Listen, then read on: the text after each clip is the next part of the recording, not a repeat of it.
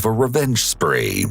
On June 24, 2016, Charles Albee was enjoying a peaceful morning in his home when he heard a knock at his door. Not suspecting anything dangerous could be on the other side, Charles opened it to find a tall man with dark shoulder-length hair and a black leather jacket staring down at him. The man forced his way into Charles' home and ordered him to sit on his bed. Charles followed the man's orders, but still, that didn't stop him from facing the man's wrath. The intruder slapped Charles around a few times and detailed how he was able to find Charles's address. He then stole a few items from Charles's home and fled.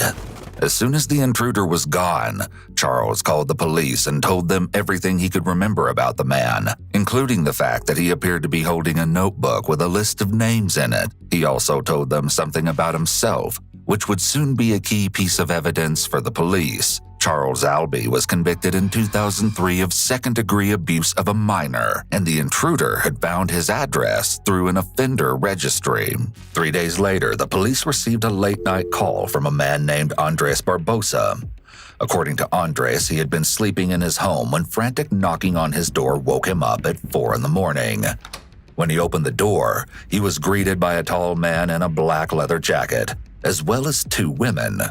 The group pushed their way into Andres' home and ordered him to sit in a chair. Following their instructions, Andres sat and suddenly one of the women pulled out her phone and began recording. The intruder then punched Andres several times before threatening to, quote, bash in his dome with a hammer. The man then berated him and stated that he was here to collect what Andres owed. With the women's help, the man stole several things from Andres' home, including the man's truck, before the group fled the scene. While police were already pretty certain that this attack was related to Charles's break-in 2 days prior, there were enough differences that there was a possibility it could be someone else. For instance, the 2 women involved in Andres' assault had not been reported at the previous break-in. Additionally, the hammer used by the perpetrator in Andres' assault wasn't present in the assault against Charles.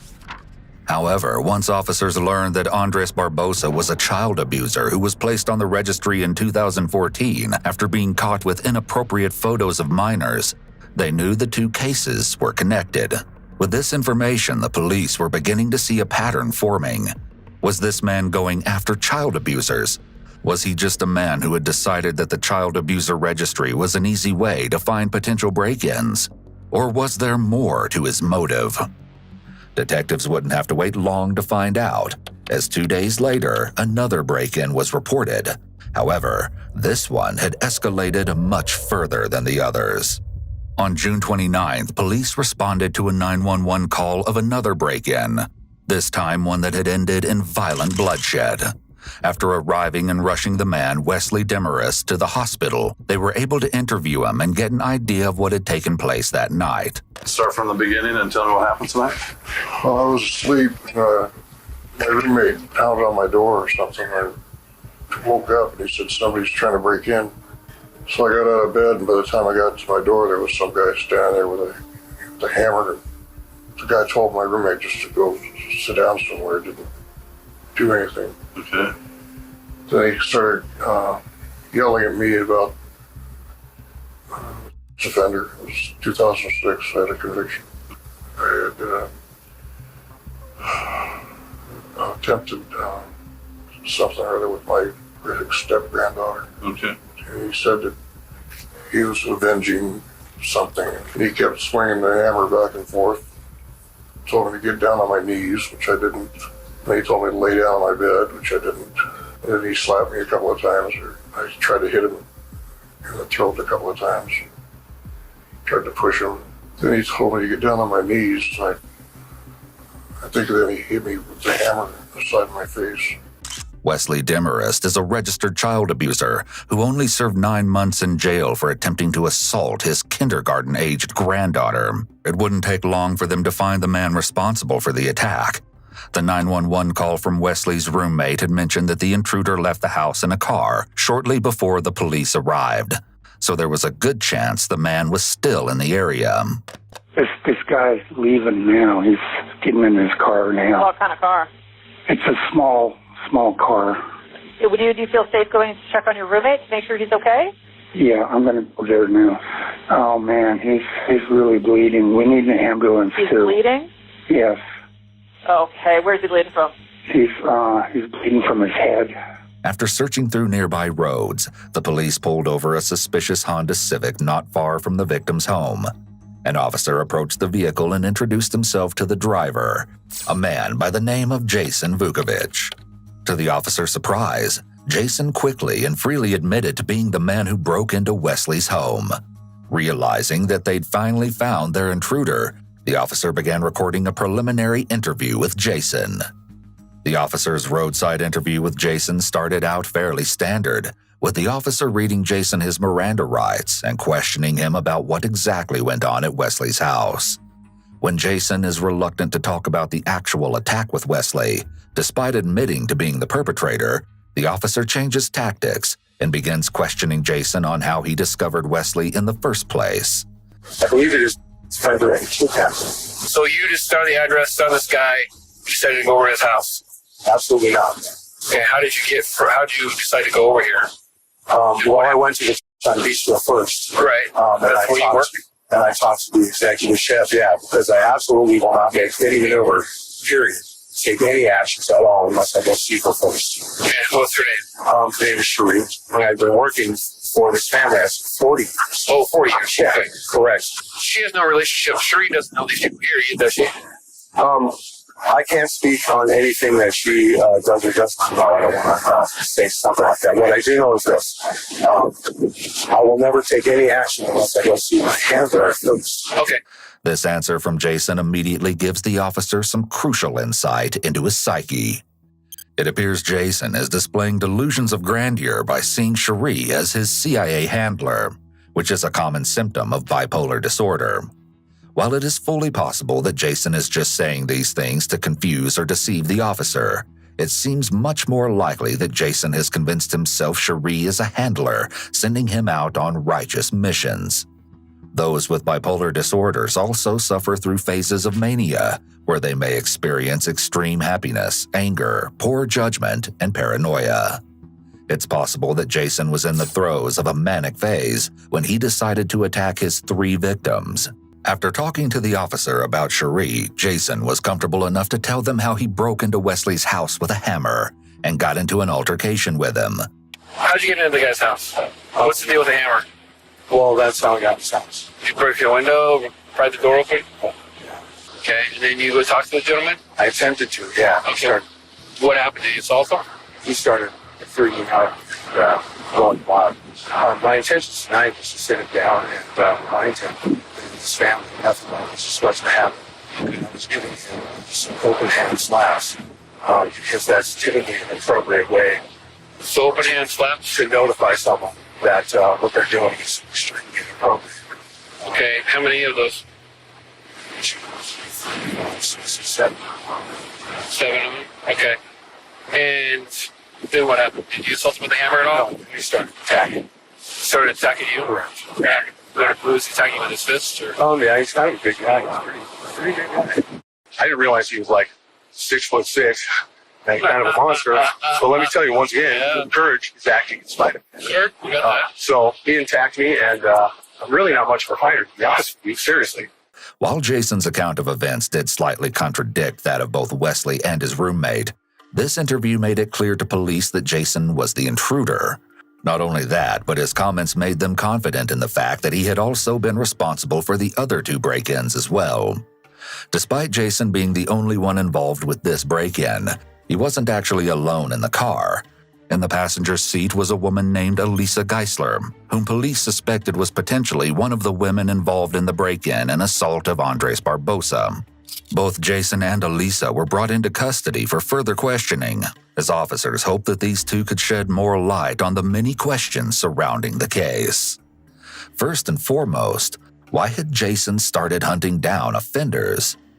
Elisa was the first one to be interviewed at the police station. Detective Landis, the main investigator conducting the interrogation, walks into the interrogation room, only to find Elisa asleep in her chair. He tries to begin the interrogation after waking Elisa up. However, she's crashing from a high on methamphetamines and is struggling to stay awake. It's slightly questionable that officers would choose to interview Elisa in this state, as her inebriated state would affect both her judgment and her memory. Additionally, Elisa's mental state hinders her ability to make decisions, including consenting to the police interrogation. Despite this, officers are able to get a few key pieces of information out of her. Is there a hammer in the car?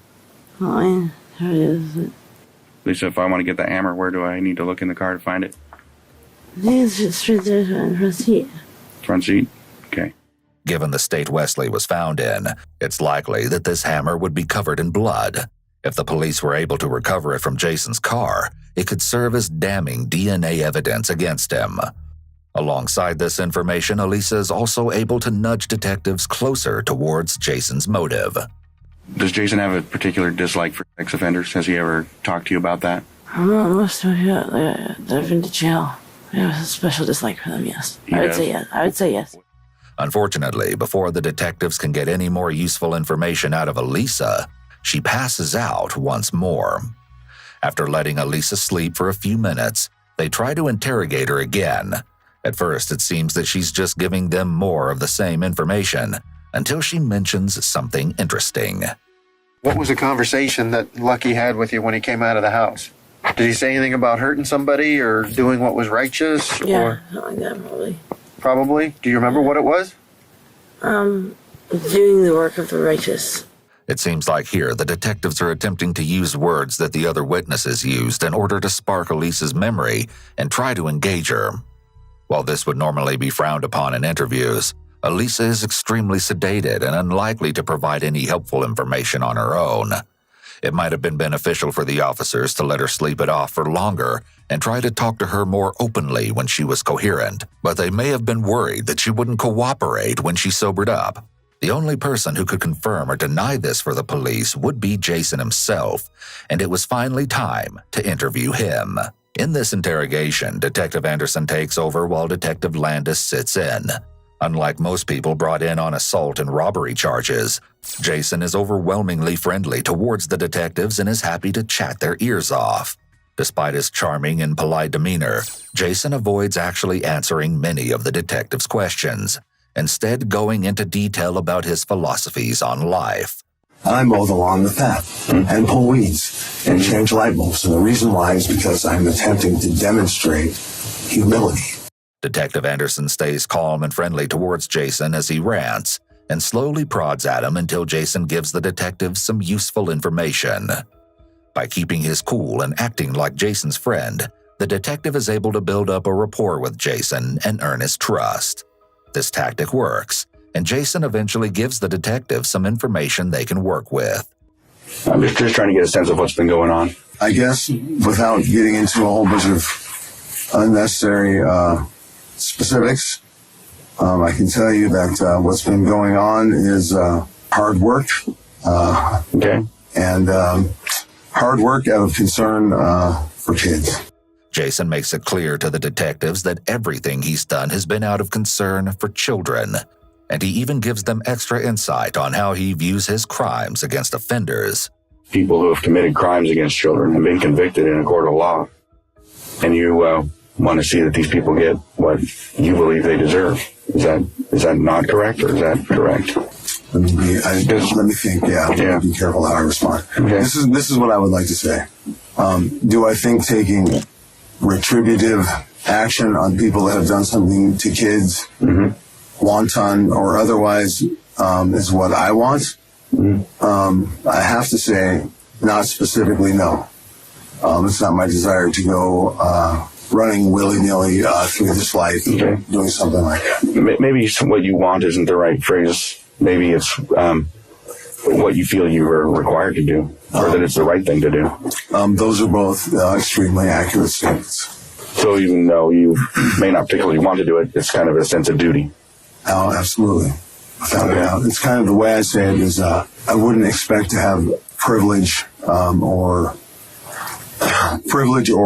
extra freedom in this life without also being willing to participate in the entire practice. Not just okay, cool, I can have all the good stuff, but none of the work. Yeah. Well, I think when you use the term work, that's probably what I'm seeing is it's out of a sense of duty. It's actual work. It's not something you enjoy to do, but it's something you're required to do or you feel obligated to do. That is without any exception the case. And I can tell you that internally, I am in no way, shape, or form a violent or dangerous person. I certainly have no assaults on my record. I would not seek to I would say I would derive no joy from a person suffering anywhere. You know? Jason's urge to protect children is certainly admirable, but he could just be using that as a convenient excuse to enact violence on others. The police have to determine how much of this is true in order to fully understand Jason's motive. Unfortunately for the detectives, Jason's refusal to answer most questions in a straightforward manner makes it hard for them to get any concrete details out of him, forcing them to look elsewhere for information. Hello? Hey, this is Jim Anderson with APD. I got word from at the DA's office that you had some info about Vukovich and what he was doing last time he was locked up. He was talking to others about where they would go around and find guys that were convicted of child molestation or whatever, and he would tell them that they would provide them protection, but that they were keeping an eye on them, and that they knew who they were, and was trying to recruit other guys to join him in doing that. It wasn't hard for Detective Anderson to acquire Jason's rather extensive rap sheet, and it became evident that Jason had a history of trying to deal with offenders.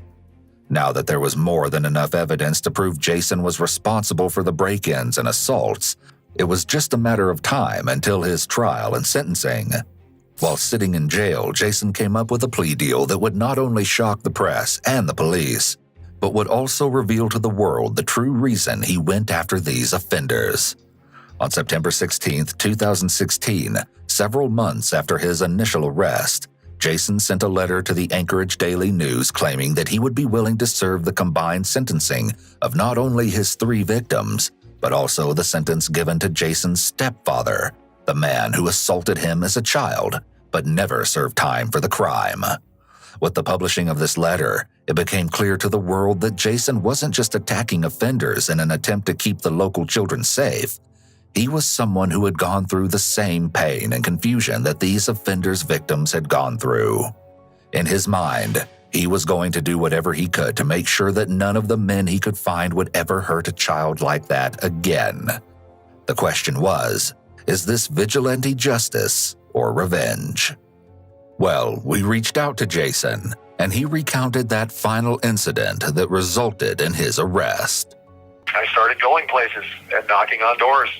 And, for the most part, delivering a pretty stern sermon and giving these guys a message of sitting them down in a chair, instilling through fear that, hey, there's people around here that care about these kids. Like, I never wore a mask. I never brought a gun.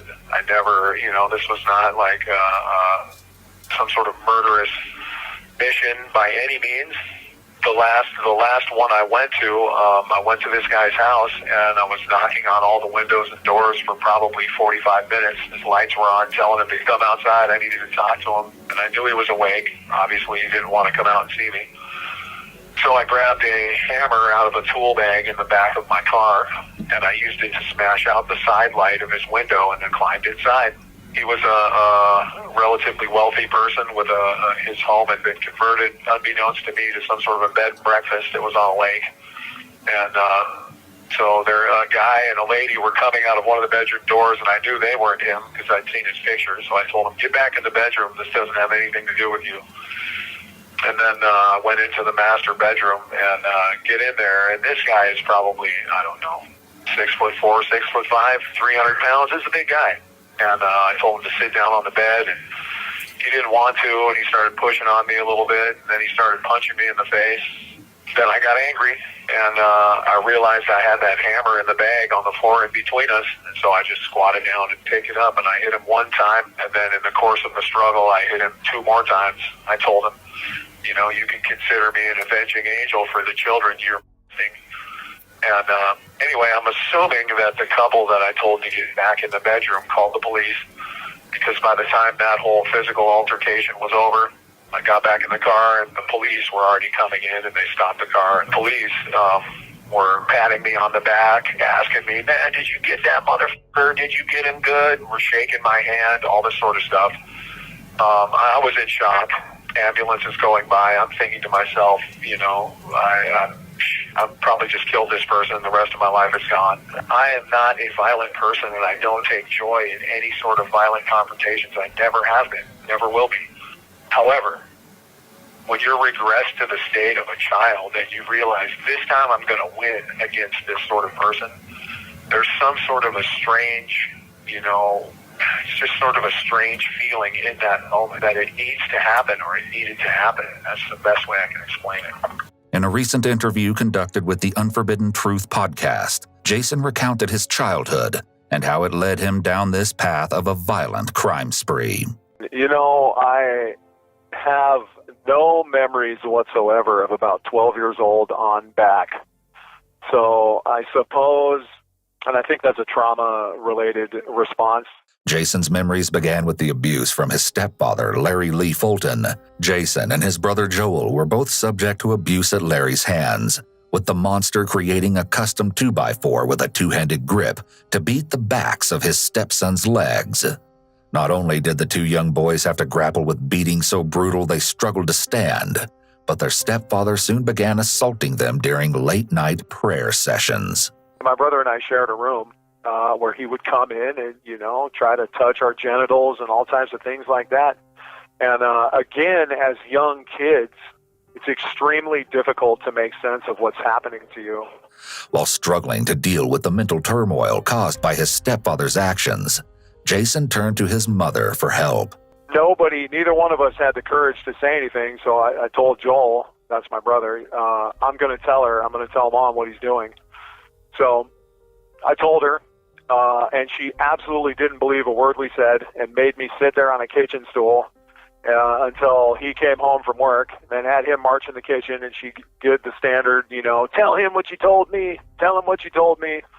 Made me recite the abuse to him, which he basically was very dismissive about, and mumbled something about being curious about whether we were maturing or, something like that. Jason and Joel were forced to endure the coming years with no hope of help from any adult in their lives. Eventually, it got to be too much for Joel, and he ran away from home, leaving Jason to face the full wrath of their stepfather. Joel was eventually found by the cops and was arrested for being a runaway. However, Joel made the brave decision to tell the cops why he ran away. An investigation into Larry Fulton was started, and he was eventually found guilty on charges of second-degree abuse of a minor. In the grand scheme of things, this charge was meaningless. Instead of sending Larry to prison or removing Joel and Jason from his abusive care, the state of Alaska suspended the 3 years of prison Larry was sentenced to as a part of his plea deal and sent him right back home to torment his children more. Not only did Joel face physical punishment from his stepfather for going to the police, but he claims he was also mocked and ridiculed by other members of his family for his confession. Joel and Jason were pulled from school immediately after Larry's trial, and the family moved to a town where Larry's abuse would be less known. Looking for any way to get out of the house, Jason began taking odd jobs fishing, hunting, or doing commercial work. Through these jobs, he was able to save up some money, and at the age of 16, Jason snuck out his bedroom window and ran away like his brother had done 3 years prior. Part of the process of leaving home, my parents found out I had been sneaking out, so I came home from one of those nights, and my clothing was in trash bags on the front porch, and all of the windows and doors were locked, and they had kept my driver's license and my social security card, all my identifying papers. Jason was able to afford a plane ride to Spokane, Washington with what money he had left, but with no ID, he was unable to get paid by any employers. Soon his money started to run out, and Jason was forced to turn to petty theft and forged checks to afford food. 5 months after starting his criminal career, the law finally caught up with Jason and he did time in juvenile hall. Shortly after his release, he would be arrested and brought back for similar crimes. a cycle that would continue for much of Jason's life. Jason commented on this part of his life in the letter, saying, "Being a thief and a liar fit nicely with my lack of self-worth, my silent understanding that I was worthless, a throwaway. The foundations laid in my youth never went away. They simply remained hidden, and everything I chose to do was built on those thoughts and feelings from the past. I'd started down a long, winding path of deception and self-abuse." By the time he was 20 years old, Jason had spent over half of his adult life behind bars. The time not spent in prison was occupied by drugs and dead-end jobs. At 30 years old, Jason decided a change of scenery might be what he needed to bring his life in order, and he soon found himself back in his home state of Alaska. For a while, it seemed like life was improving, but that wouldn't last. Jason was finding joy in the little things again and was able to support himself through a legitimate job. Unfortunately, Jason lost the job a few months later and once again found himself resorting to crime. This would lead to a 6-year prison sentence, shortly followed by another 3-year stint in prison when Jason was caught violating his parole. After being released in the summer of 2016, Jason was once again aiming to live a humble and simple life.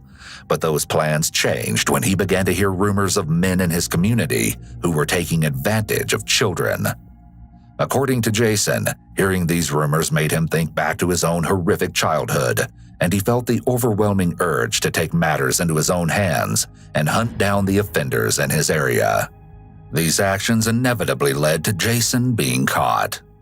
He was eventually brought to the exact same courthouse his monstrous stepfather was tried.